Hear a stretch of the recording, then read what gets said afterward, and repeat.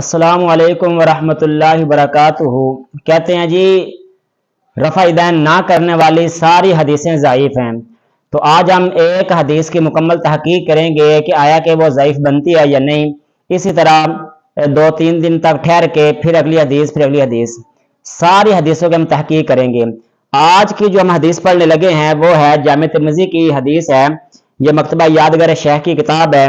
जामे तिर्मिज़ी के अंदर इमाम तिर्मिज़ी किताब सलात के सफ़ा नंबर 59 पे लिखते हैं कि हद्दसना हन्नादुन हद्दसना वकीउन अन सुफियान अन आसिम इब्न कुलैब अन अब्दुर्रहमान इब्न अल-अस्वद अन अलक़मा क़ाल क़ाल अब्दुल्लाह इब्न मसूद अला उसल्ली बिकुम सलात रसूलिल्लाह सल्लल्लाहु अलैहि वसल्लम फसल्ला फलम यरफ़ा यदैहि इल्ला फ़ी अव्वल मर्रतिन क़ाल व फ़िल बाब अनिल बरा इब्न आज़िब क़ाल अबू ईसा हदीस इब्न मसूद हदीस हसन।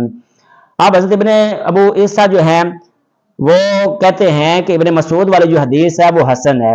अब ये वैसे जो उसका हदीस का नंबर बनता है वो हदीस नंबर 257 बनती है।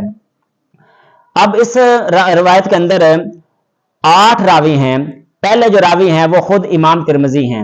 अब इन 8 रावियों के अंदर यही पता करना है कि ज़ईफ़ रावी कौन से हैं। ज़ईफ़ रावी वो होता है कि जिस एक हदीस के अंदर एक सनद होती है, सनद का सिलसिला चलता है, तो उसके अंदर जिस तरह ये 8 रावी हैं, अगर किसी एक रावी के बारे में ये हो कि वो मजहूल है या उसके बारे में इल्म नहीं, वो कहाँ का रहने वाला है, तहकीक नहीं है कि वो सच्चा है या झूठा है, उस पर कोई किज़ब यानी तो नहीं है, तो वो फिर ज़ईफ हो जाएगा। और जिस रवायत के अंदर वो ज़ईफ रावी होगा वो रवायत भी ज़ईफ हो जाएगी। अब पहले जो इमाम तिर्मिज़ी हैं वो तो सबके नजदीक जो है वो सिका है। अब बाकी आगे 7 रावी बचे। उसके बाद जो अगले रावी आते हैं वो है हन्नाद बिन सलाम। अब ये जो रावी हैं इनको इमाम मुस्लिम अपनी किताब के अंदर हदीसों के अंदर रावी लेके आए हैं। अगर ये रावी ज़ईफ होते तो इमाम मुस्लिम अपनी किताब के अंदर इनसे रिवायतें क्यों लेके आते। अब मुस्लिम शरीफ की हदीस नंबर 1866, 6469, 6732, 6638 नंबर हदीस के अंदर इमाम मुस्लिम इस हन्नाद को जो है वो रावी लेकर आए हैं। इसी तरह जो अगले रावी हैं वो है वकी बिन जराब।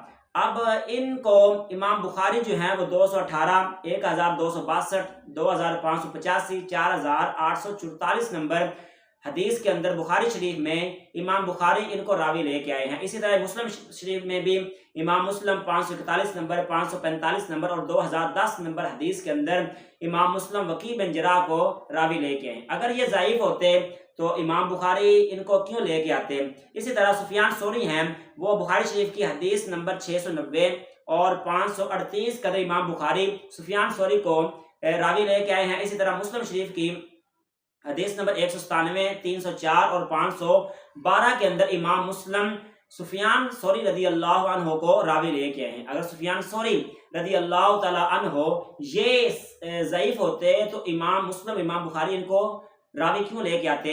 इसी तरह आसिम बिन कुलैब है, उनको इमाम मुस्लिम जो है वो 5492, 5490, 5491 और 5492 हदीस नंबर के अंदर आसिम बिन कुलैब को रावी लेके आए हैं।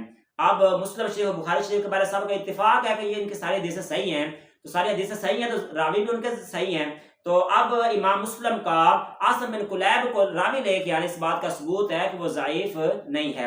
इसी तरह अब्दुर्रहमान बिन अस्वद हैं, इनको इमाम बुखारी 3505, 4931 और 6075 नंबर हदीस के अंदर इमाम बुखारी अब्दुर्रहमान बिन अल-अस्वद को रावी लेके आए। इसी तरह इमाम मुस्लिम भी 680 नंबर हदीस के अंदर इसको रावी लेके आए हैं अब्दुर्रहमान बिन अस्वद को। अगर ये ज़ईफ होते तो इमाम मुस्लिम इनको रावी क्यों लेके आते। इसी तरह अलकमा बिन कैस जो हैं इनको इमाम मुस्लिम 1880 नंबर हदीस के अंदर और 1916 नंबर हदीस के अंदर अलकमा बिन कैस को इमाम मुस्लिम रावी लेके आए हैं। अगर ये रावी ज़ईफ होते तो इमाम मुस्लिम इनसे रिवायत क्यों लेके आते। इसी तरह अब्दुल्ला बिन मसूद हैं रदी अल्लाह अन्हु, इनको इमाम बुखारी 70 नंबर, 240 नंबर, 346 नंबर और 404 नंबर हदीस के अंदर अब्दुल्ला बिन मसूद रदी अल्लाह अन्हु को रावी लेके आए। अगर अब्दुल्ला बिन मसूद रदी अल्लाह अन्हु ये ज़ईफ होते तो इमाम बुखारी जो हैं वो इनको रावी क्यों लेके आते हैं। मुस्लिम शरीफ के अंदर भी इमाम मुस्लिम 11, 14 और 17 नंबर हदीस के अंदर इमाम मुस्लिम अब्दुल्ला बिन मसूद को रावी लेके आए हैं। और भी इनकी हदीसें हैं। बहरहाल ये जो सिहा सित्ता है ان میں جو بخاری اور مسلم ہے ان کے بارے سب کا متفقہ فیصلہ ہے کہ ان کی ساری حدیثیں صحیح ہیں.